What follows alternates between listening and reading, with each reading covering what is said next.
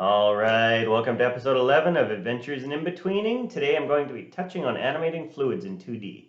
So the challenge that I've set myself here is I've got my dragon, my blue dragon, and my orange dragon, going to animate from one to the other as if the character were made of some kind of liquid. So let's go look at some live action reference. Here we've got the Slo-Mo guys. We can see the water drop coming down, the jet going up. Here we've got a larger splash. This has a lot more detail to it. If we want to add scale to a splash, basically what you do is you add more direction changes, more shapes. The more complex the shape is, the larger it would feel. Of course, also paying attention to the speed that it's moving, because here we have a very large splash, and it's the leading edge that tells us that it's big. The trailing edge was very smooth there. So let's go look at 1940, Disney's Fantasia. Let's look at this stream of water coming out of here. Some really nice appealing shapes. A little bit of complexity, but generally keeping pretty simple to give us the scale that it's small. Got some really terrific appeal and yeah, just really nice shape changes going on there. Here's a slightly larger splash with the bucket going into the pool here, and you can see again we've got these terrific shapes. Look where the water has atomized on the outside leading shape here. That's where all the white is. It's this spray. And then the inside shape is where the water is starting to come together, and then those holes are where the water is coming together further, because that's what happens with water. It wants to stick to itself. It wants to close up those really wide shapes into something smaller.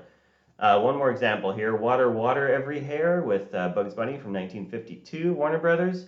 And watch what they do with the splash. It's pretty simple. You know, it's just all one color here. We've just got the painted lines, the outside light white lines. And it's this leading edge, just keeping it relatively simple. We get a sense of the scale, and we start to break it apart into different pieces. And then we go further along here, and we see the trailing edge. Now, the trailing edge doesn't differ too much, but it is a little more complex. It's starting to break apart, and that's what we want to get. We want to get the sense that the leading edge is this larger shape. The trailing edge is starting to atomize and become more of a more droplet-like. So I'm going to apply these principles here. Oh, and one last thing here, you can see we've got a nice little multiple drawing coming up here. Yeah, it's always nice to see that.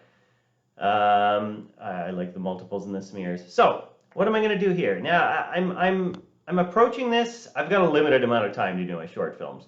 So I'm just going to do this the simplest way possible. Going to have the character zip off the top, come on to the bottom of the right side there, and I'm gonna use the water jet principle. So it's this sense that as the splash comes down, turns into a puddle, and then the water jet comes up, and that's what's going to form our dinosaur on the other side. So just getting the dinosaur off, I just did that as simply as possible. Just a sense of almost being sucked up by a vacuum cleaner with the goo. It's more goo than any kind of water.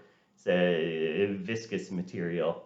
So here I'm actually working backwards. I'm working with the water jet there, thinking about, yeah, how is this going to come down? Okay, so it's coming down. Here's the splash as it's coming down, drawing the bits coming off. Those bits are just going to atomize into nothing. Fluids are very forgiving. You can just have things disappear, and it's as long as you have a consistent basic mass with lots of curves and avoid sharp edges, it generally sells as some kind of liquid to the audience. And then the water jet's coming up. That's what's turning into my dragon here.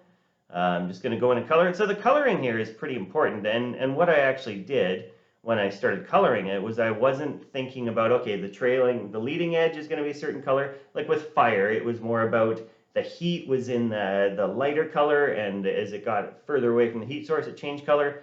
Here I'm just sticking with my light direction from the top right side, my tones, and I just want to make it so that it looks good. Basically, the whole point of all the animation that I do is it's what would I like to see. And if I want to see it, I'm not too concerned about whether somebody else is going to agree that that's quality animation, that's the way you should do it.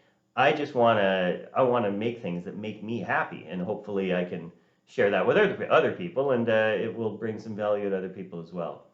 So I'm finishing working on the tones here. A lot of flipping. I'm not using the onion skinning. There's no point when you've got fills going on. Yeah, just get all those colors in there, get the tones. It's feeling good. Let's have a look. There we go. Let's see it at half speed. It's gonna zip up.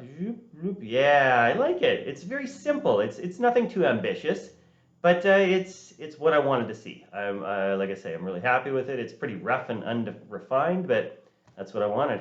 So that's liquids, just a tiny taste. See you next time.